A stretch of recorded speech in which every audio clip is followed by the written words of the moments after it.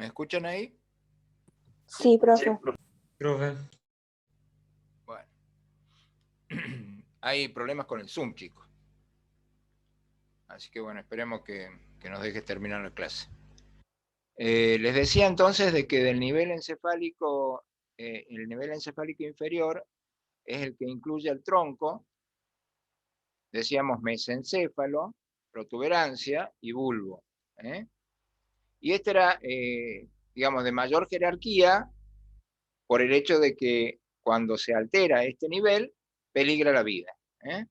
Entonces, si bien es un nivel inconsciente, es importante porque su lesión puede producir paro respiratorio, puede producir paro cardíaco, ¿no es cierto? Aquí está el centro vasomotor.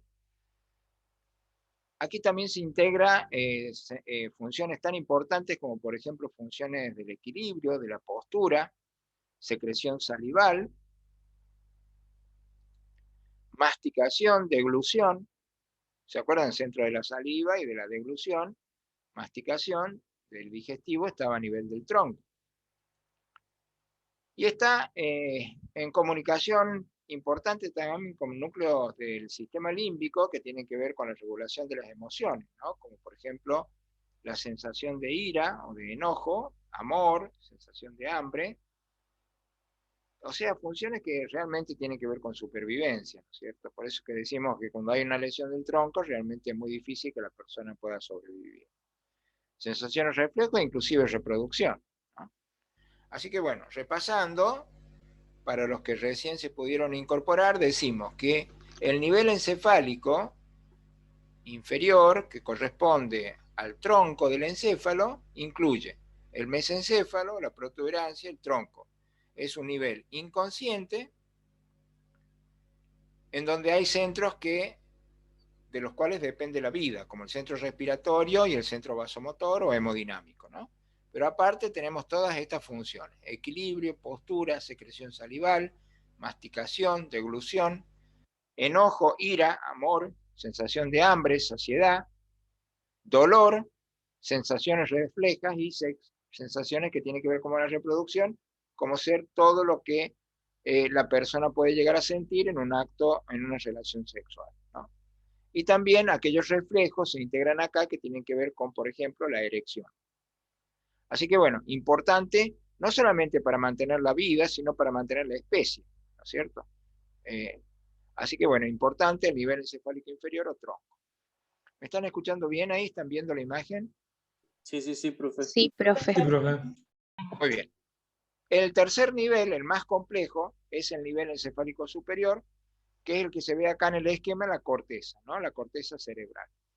Y entonces este es en realidad el de máxima complejidad por el tipo de sinapsis y de relación interneuronal que posee, la compleja, digamos, el complejo trabajo también del otro sistema, del sistema de la neuroglia, que sí o sí tiene que estar colaborando con la neurona, ¿no? Esto es lo que lo lleva a tamaña complejidad, que nosotros desde el punto de vista práctico y elemental lo podemos ver, ¿no? Con lo que nosotros estudiamos como funciones mentales superiores.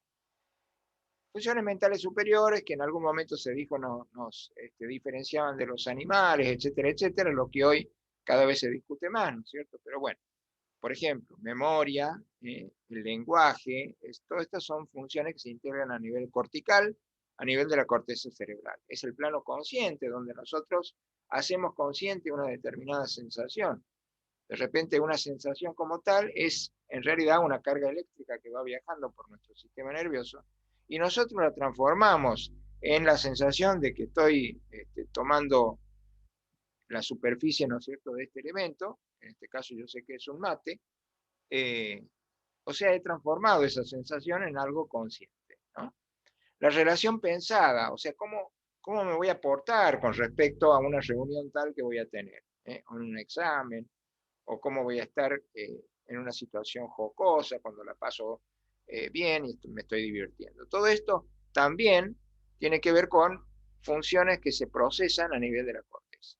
La posibilidad de adaptarse, estoy frente a una situación difícil, pero bueno, sigo porque me sé adaptar. Funcionamiento aferencial y eferencial con centro de menor jerarquía. ¿Qué quiere decir con esto? Que este sistema cortical o este nivel cortical tan complejo no podría funcionar si no tuviese, por ejemplo, los núcleos subcorticales y si no obtendría información a través de las vías sensitivas que son más simples. Entonces, todo lo que le llega a la corteza va a ser de aquí en adelante lo aferencial, que está muy relacionado con lo sensitivo. Y todo lo que sale de la corteza va a ser lo eferencial, y tiene que pasar sí o sí, en la mayoría de los casos, por centros de menor jerarquía que están ubicados por debajo de la corteza y que de aquí en más nosotros vamos a reconocer como los centros subcorticales. O sea, de esa manera también vamos a entender de que la corteza tiene un nivel de ordenamiento en la cual están incluidas y se requiere la función de esos núcleos subcorticales. Y bueno, en realidad vamos a tratar de pasar por el recreo, si ustedes están de acuerdo, a los fines de recuperar lo que se perdió de tiempo y vamos a completar la. ¿Les parece bien o necesitan sí o sí descansar 5 minutos? Está bien, Por lo profe. menos 5 minutos, Sí, profe. profe, necesitamos 5 minutos. Mucha Bueno, información, profe. vamos a ser democráticos. Vamos a descansar 4 minutos. Bueno, profe, gracias. Ahí, como para Bueno. que Bueno, profe, podamos gracias. seguir. Listo. Bueno, profe. Bueno, profe.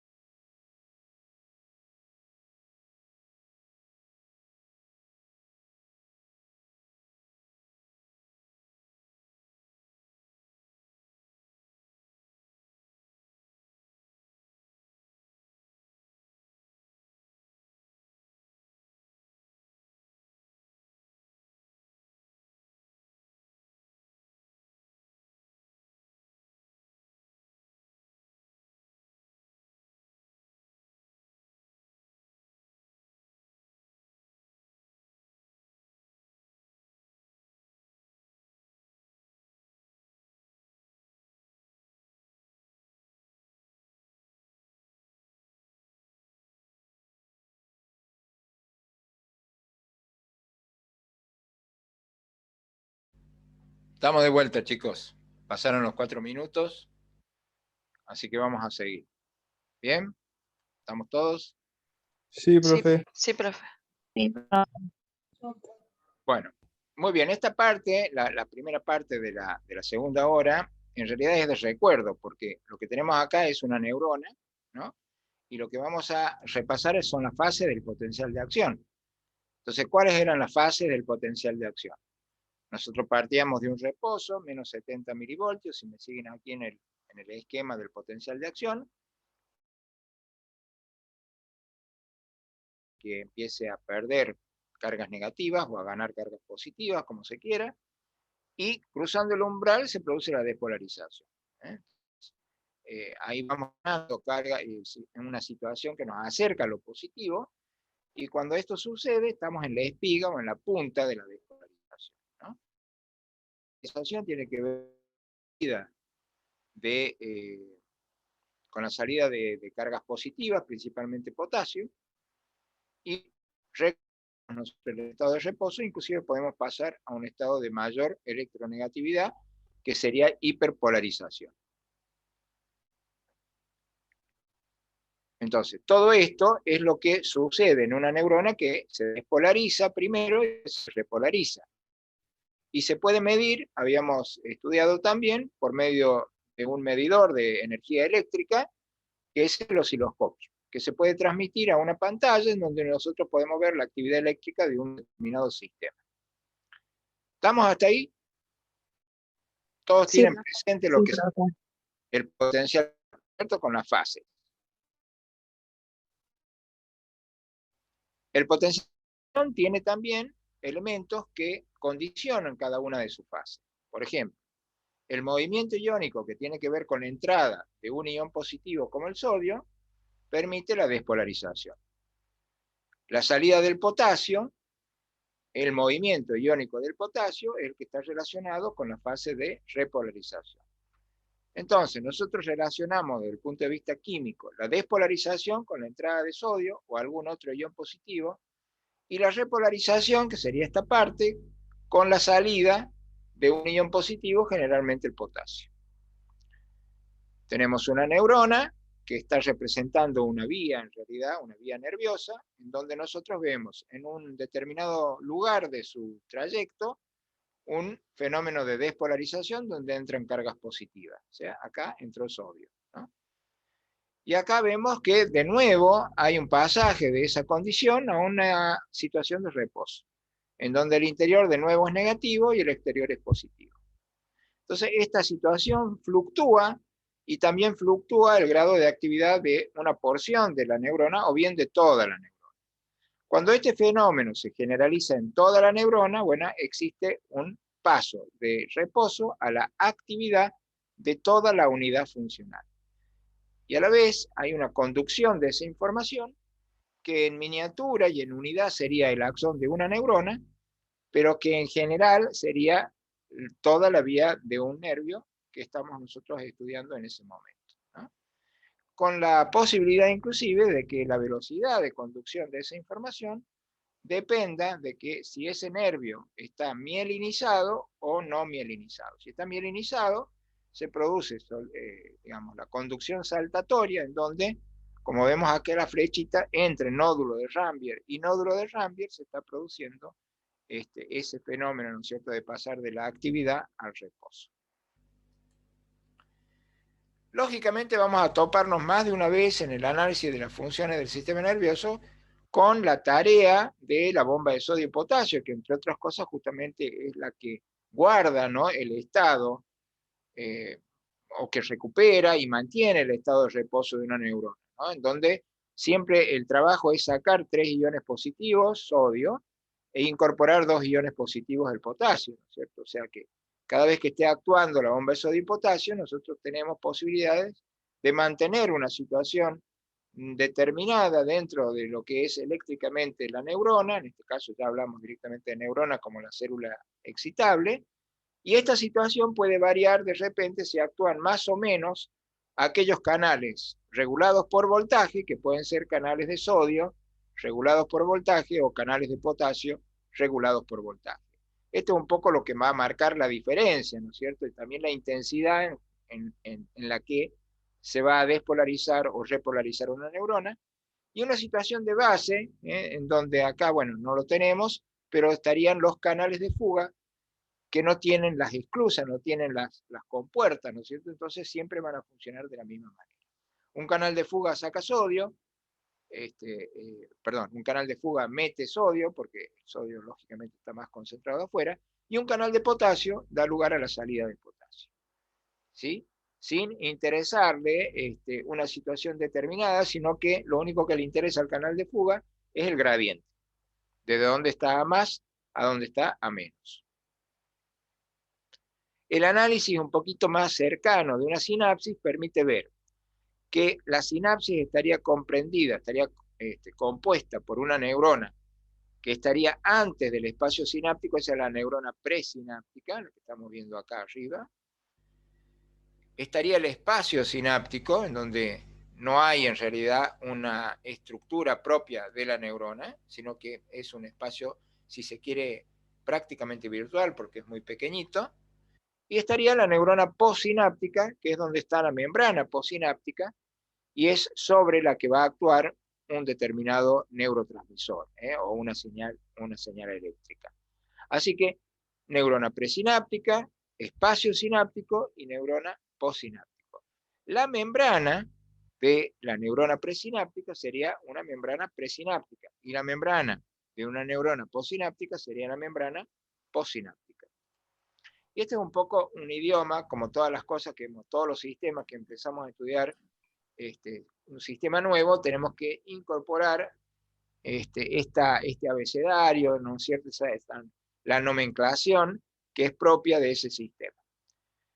¿Cuáles son? O sea, ya sabemos que es una sinapsis, quienes participan, y ahora los tipos de sinapsis. Tenemos una sinapsis en donde tenemos que la neurona presináptica emite un axón que termina en una dendrita de la otra sinapsis, de la neurona, postsináptica. Entonces, este tipo de sinapsis se llama axodendrítica, entre el axón y la dendrita.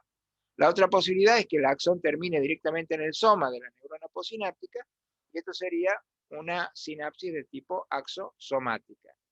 La tercera, un axón que termina en el axón de otra neurona, y esto sería una sinapsis axoaxónica. ¿Sí? O sea, distintos tipos de sinapsis de acuerdo a cómo se produce la interacción entre la neurona presináptica y la postsináptica. Y el otro tipo de clasificación de la sinapsis es por medio de qué se van a comunicar.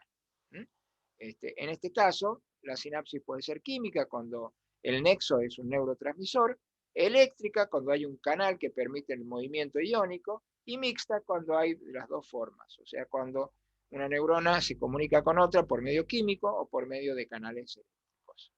También puede haber una clasificación grosera, general, en que una neurona puede ser inhibitoria y una neurona puede ser también excitatoria, ¿no?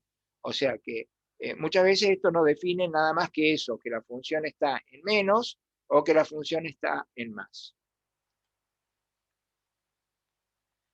¿Cuál es el efecto que puede producir un neurotransmisor sobre la membrana postsináptica?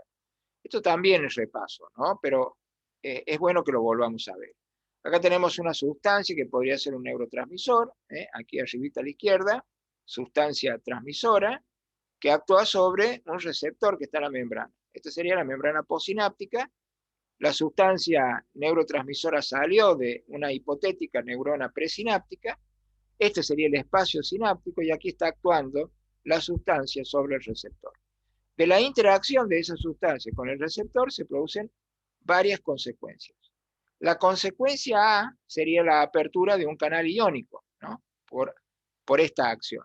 Entonces, este canal iónico permite, por ejemplo, la entrada o la salida de iones. Y eso va a modificar la situación eléctrica de esta neurona, que sería todo esto que estoy señalando acá en el centro. Entonces, esa es la posibilidad A. La posibilidad B es que el receptor esté unido con un sistema en donde hay varios participantes proteicos y que estos sistemas se pueden activar o se pueden inhibir, especialmente cuando nos referimos al sistema de la proteína G, que tiene un módulo activado y un módulo de inhibición. En este caso, nosotros vamos a suponer que esta posición B sería que el sistema de la proteína G activó segundo mensajero. El segundo mensajero pueden producir también a su vez distintas acciones. Una acción de este segundo mensajero sería la apertura de un canal, que también está en la membrana. Puede ser un canal de potasio, en donde, como nosotros sabemos, a mayor gradiente el potasio va a intentar salir, y eso va a llevar el estado eléctrico de la célula a mayor negatividad y a mayor reposo. Otra situación, que sería el punto 2, es que este segundo mensajero active una enzima de la membrana que a su vez trabaje y produzca acciones intracitoplasmáticas, como ser, por ejemplo, producción de AMP cíclico o del GMP cíclico. La tercera posibilidad, bueno, esto sería la cuarta, ¿no? La tercera posibilidad es la activación de una más enzimas intracelulares, y eso va a llevar a la activación de tipo química, ¿no es cierto?, dentro de trabajo intracitoplasmático. Y por último, la posibilidad también de producir una activación de la transmisión genética. En este caso, vemos que el segundo mensajero actuaría sobre el ADN y se producirían cambios en una mayor síntesis de proteínas o una mayor reproducción de material intracitoplasmático, y por supuesto, a partir de allí va a cambiar la función general de esta célula en cuestión por el hecho de que cambia la información genética. Entonces, son múltiples posibilidades. Todas estas posibilidades se inician cuando el neurotransmisor actuó sobre el receptor de la membrana postsináptica.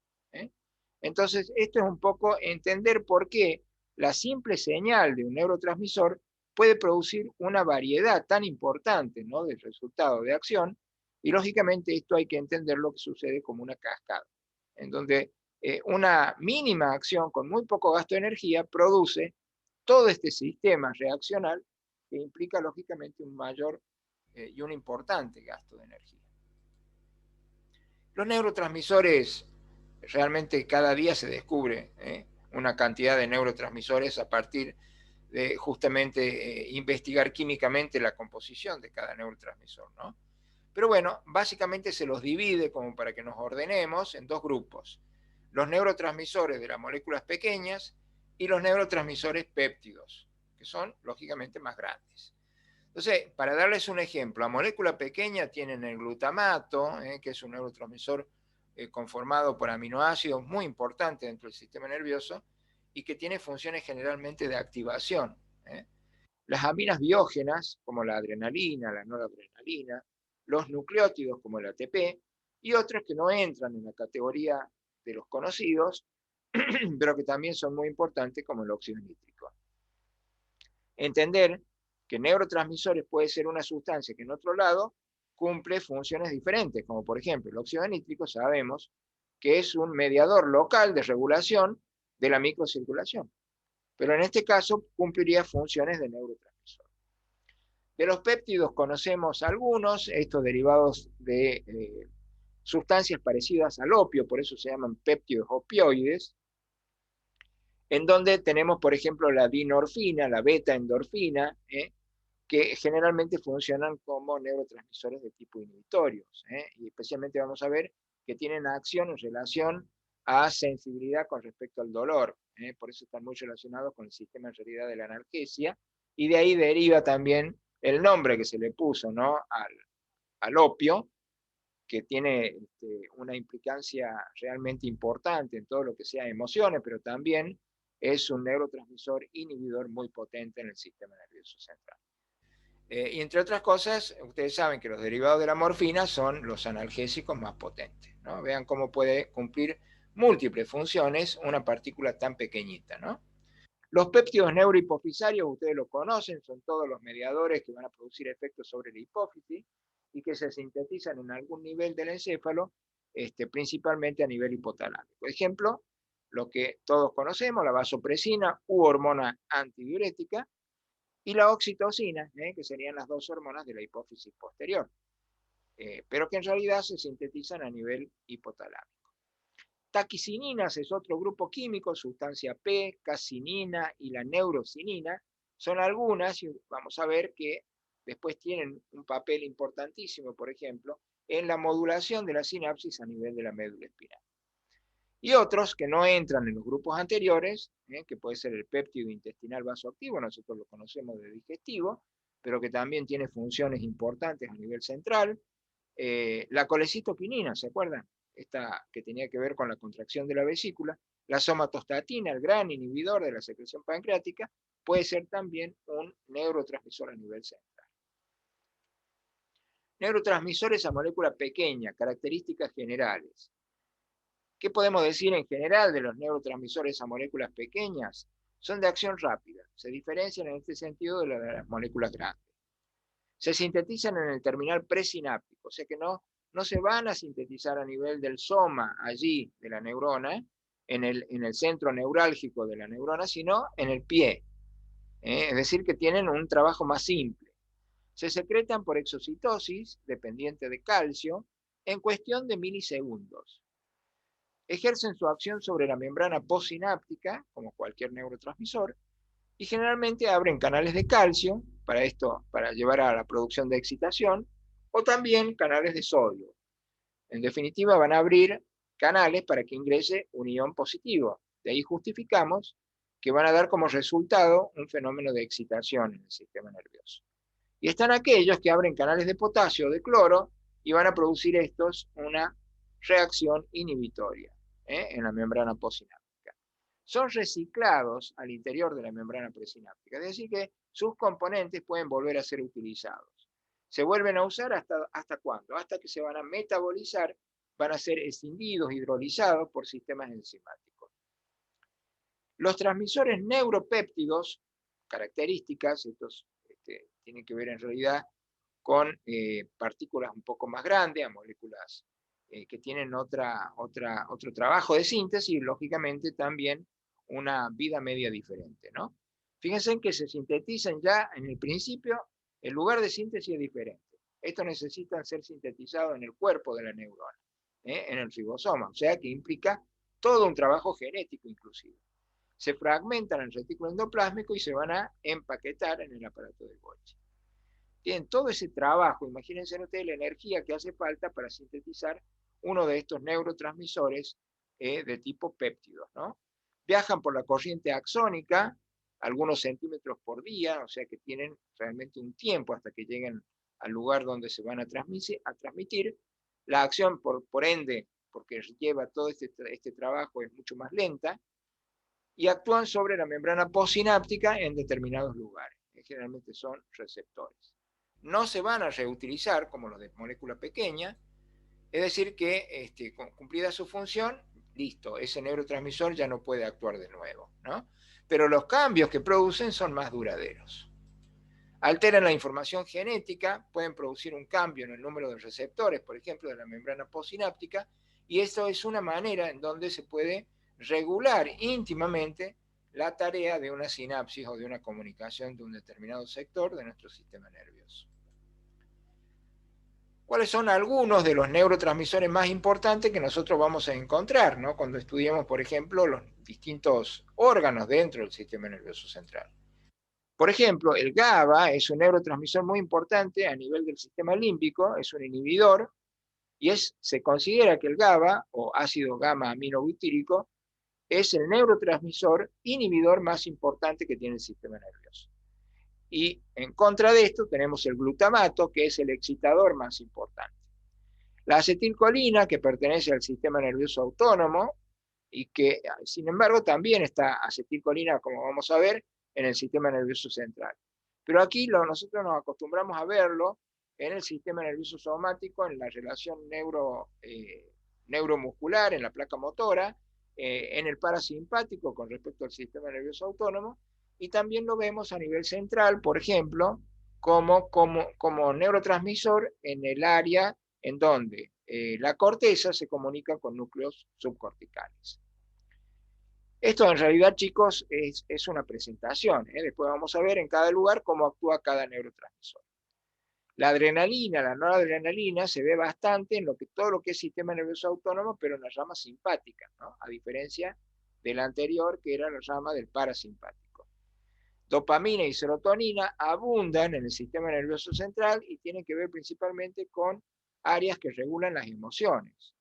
Colecitoquinina, propio, melanocortina, encefalina y glicina son neurotransmisores en general inhibitorios que actúan a niveles inclusive más bajos, por ejemplo, médula espinal. Óxido nítrico, dijimos recién, y bueno, estos serían algunos de los más importantes, de los cuales, bueno, conviene que se graben estos dos como el inhibidor típico y el excitador típico. Y los de abajo no les puedo decir en realidad que son excitadores típicos o inhibidores típicos, ¿por qué?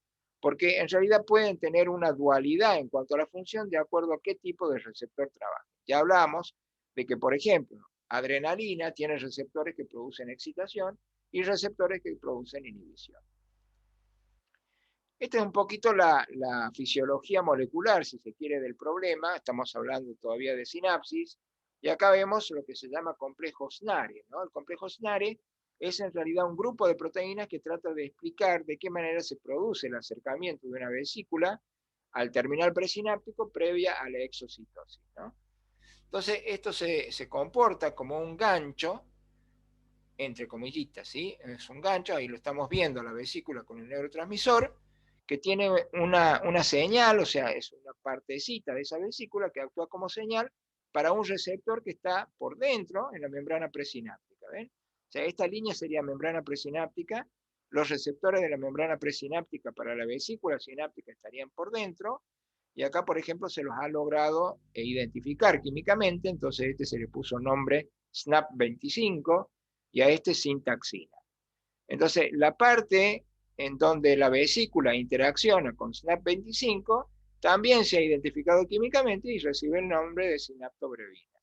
Ahí la vemos, sinaptobrevina, acercándose, ¿no es cierto?, a SNAP25 y formando en conjunto un complejo. Ese complejo se llama complejo SNARE.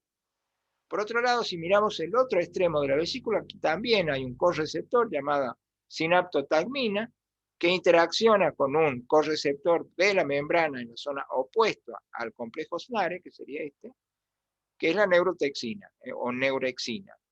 La interacción de las dos permite el anclaje definitivo de la vesícula y a partir de ahí se producen entre las dos membranas fenómenos que llevan a la exocitosis.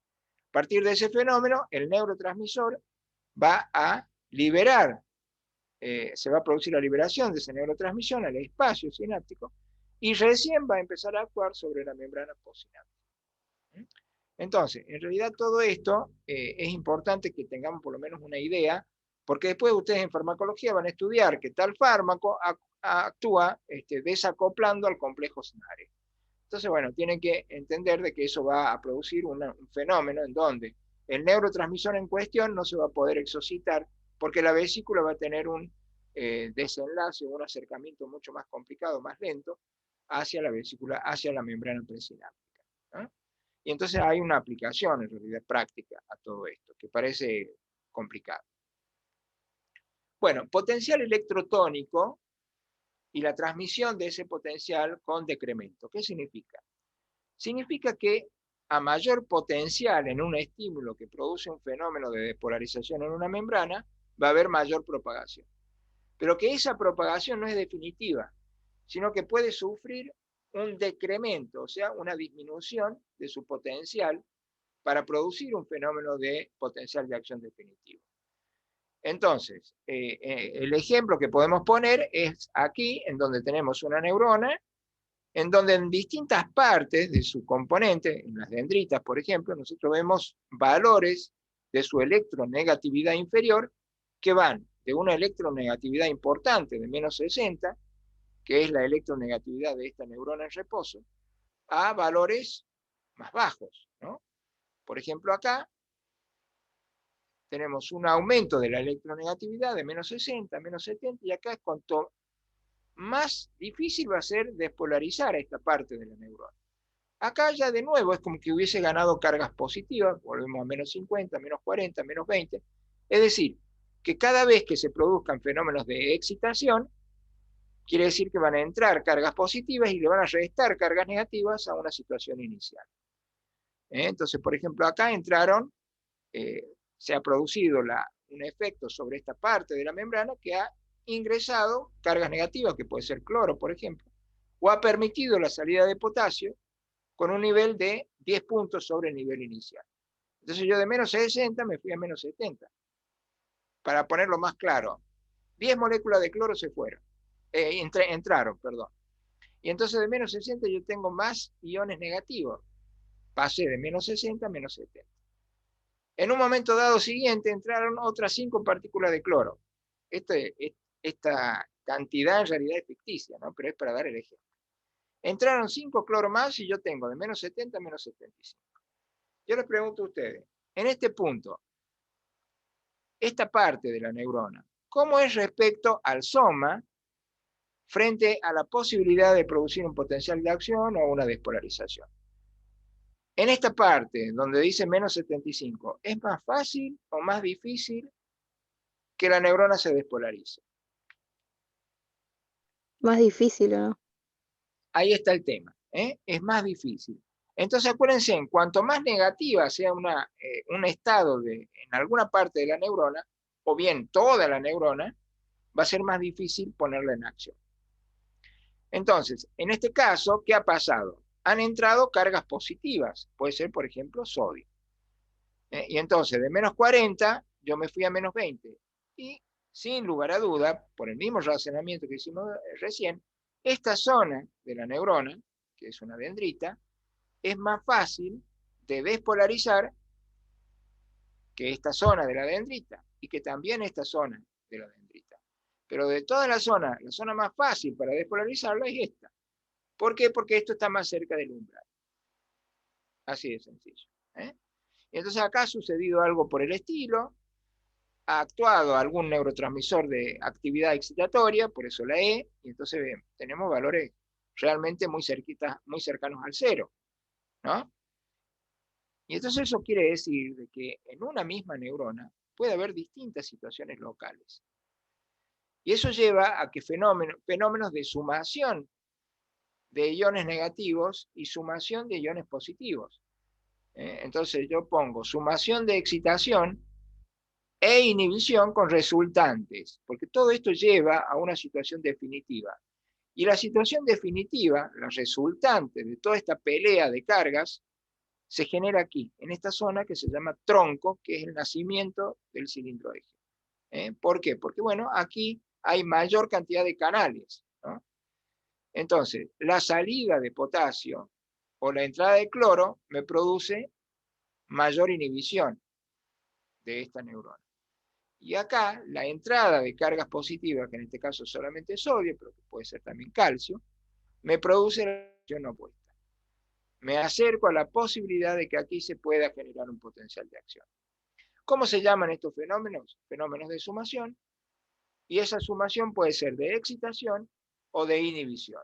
Yo puedo sumar cargas positivas o puedo sumar cargas negativas. Y todo se va a definir en el cono axónico, aquí. En este caso, en este ejemplo, se ha definido con una situación de inhibición.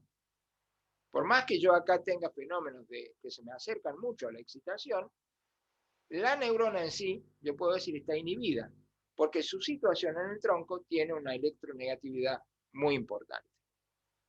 Por más que acá tenga un esbozo de excitación, la neurona está más que en reposo.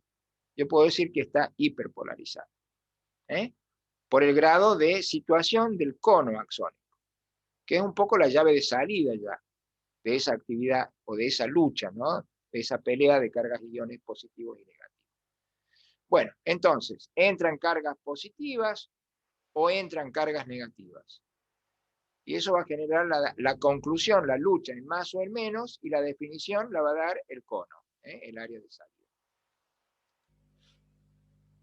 Entonces, si yo tengo que definir qué pasó después de toda esta lucha, puedo decir de que hubo una corriente inhibitoria en esta neurona, en donde del reposo de menos 60, yo eso lo sé porque veí cuánto estaba la neurona cuando estaba en reposo, la actividad sobre ella ha producido una corriente inhibitoria que la llevó a menos 60.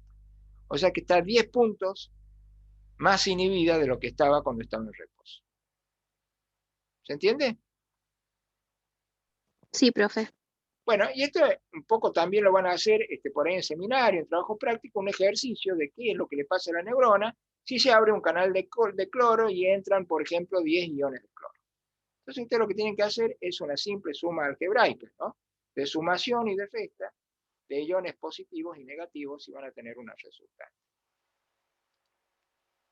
La resultante, lógicamente, en este caso, es de inhibición. Ahora, esa resultante, esos fenómenos de sinapsis, que pueden ser presinápticos y pueden ser postsinápticos, de acuerdo a qué parte participa de la neurona, ¿no? En el ejemplo que ustedes tienen aquí, tienen una neurona, que sería la neurona que en realidad tiene que ver con la progresión de la información, que es la neurona B, y tienen una neurona A, que es la que en la vía central lleva la información a la neurona B. O sea que aquí la sinapsis central es la producida entre el terminal axónico de la A y el soma de la B, si se quiere, ¿no?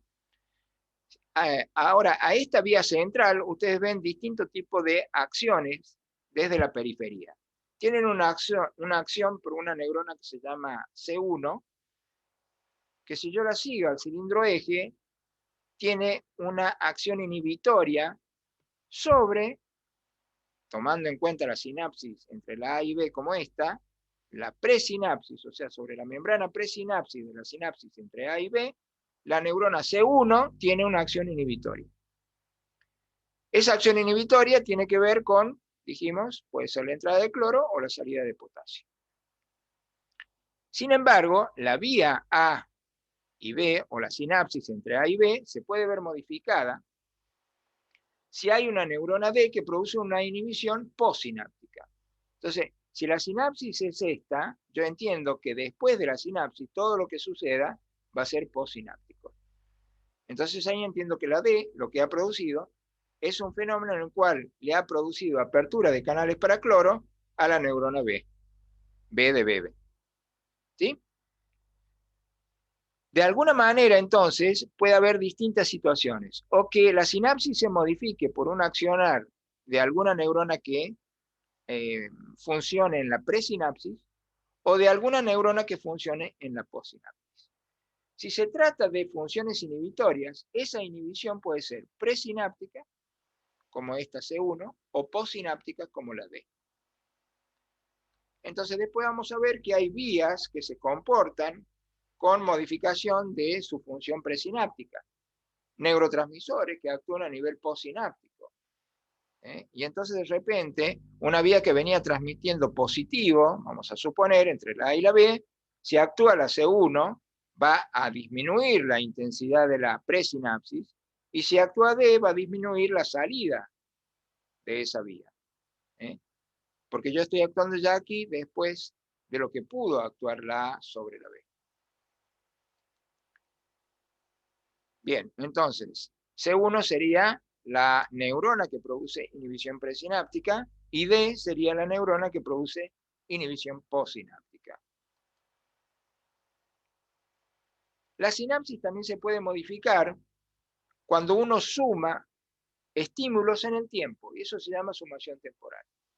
Entonces, acá, ¿qué es lo que vemos? Vemos una neurona presináptica, que la estoy señalando aquí, esta grande, amarilla, y esta neurona postsináptica. Entonces, lo que vemos es que la neurona esta, la neurona presináptica, descarga varias veces sobre una dendrita de la neurona postsináptica. Este tipo de descargas, que son repetitivas en el tiempo, se pueden sumar. Y si yo esto lo traslado a un gráfico de potencial de acción, ¿qué es lo que veo?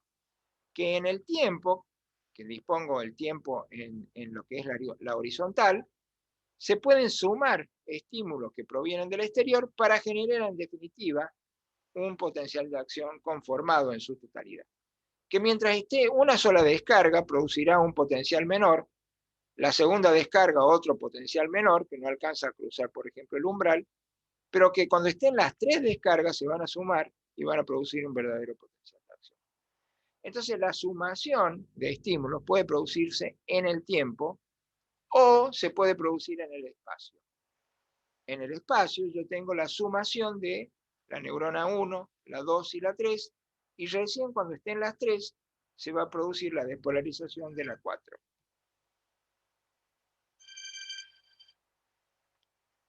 ¿Se entendió? Entonces la diferencia entre sumación temporal y sumación espacial. Profe, ¿podría explicar la espacial de nuevo, por favor? La espacial es cuando vos tenés 3 neuronas diferentes que descargan sobre una cuarta.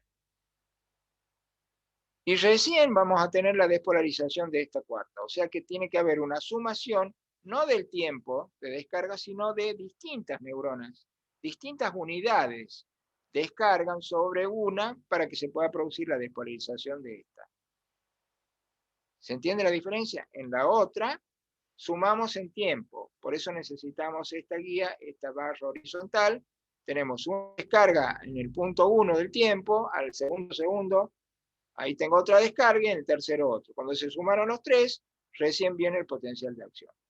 En cambio acá tengo una descarga acá que no alcanza, una descarga acá que no alcanza y una descarga tercera que, sumándose las 3 de diferentes regiones, me aportan la cantidad necesaria de iones positivos en este caso para poder despolarizar a esta neurona violeta o cuarta neurona.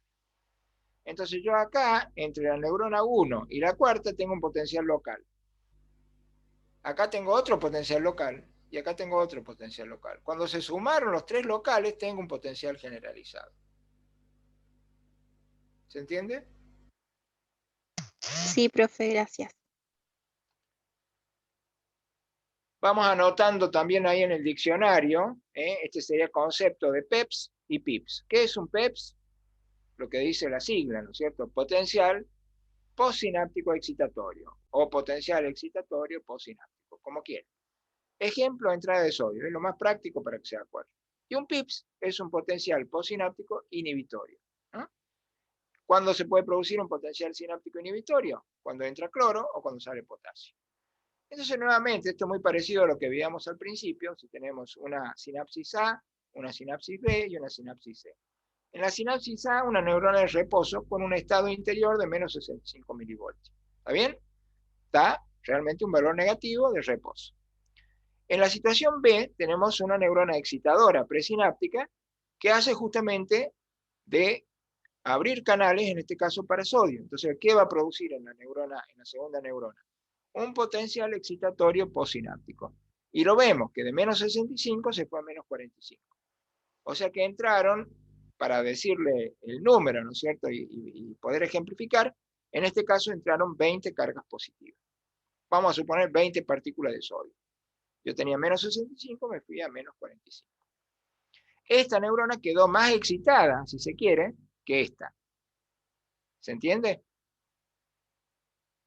El concepto no es una neurona que esté en realidad excitada totalmente, pero sí se puede decir que está en una situación de menos reposo que la anterior.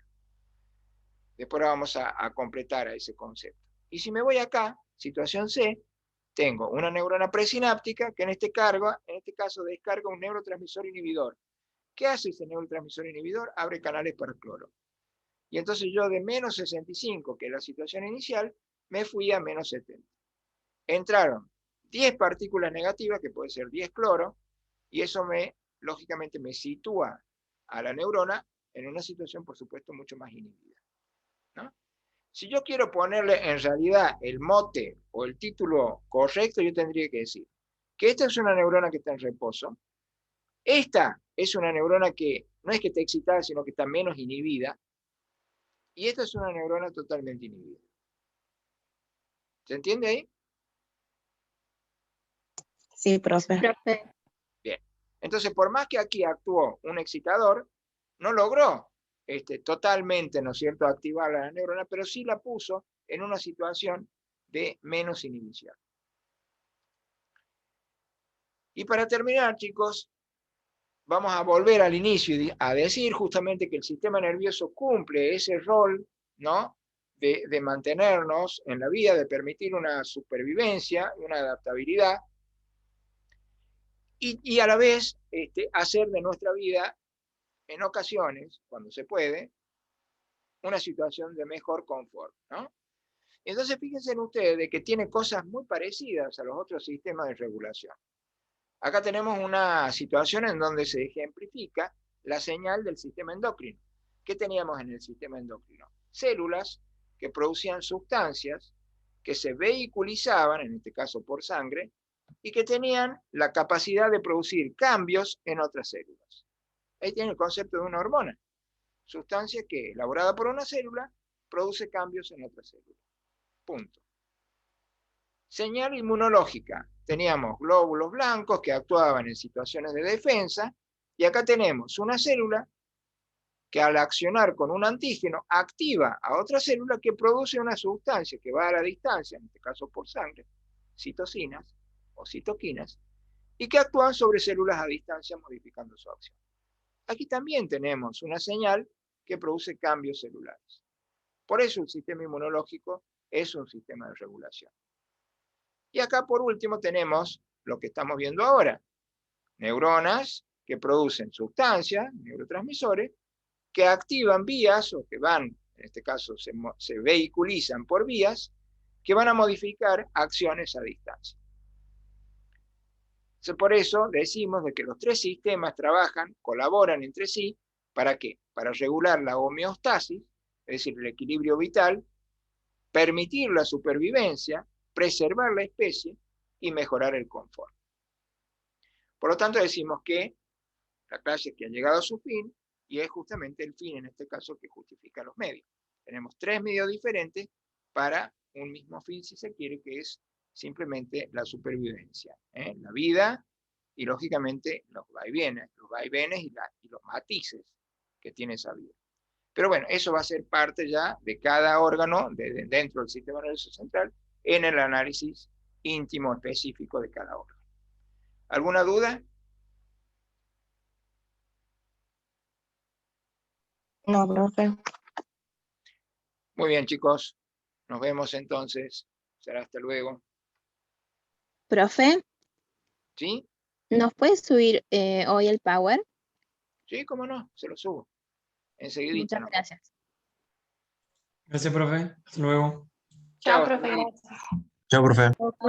Chao, profe. Gracias. Chao, profe. Chao, profe, gracias.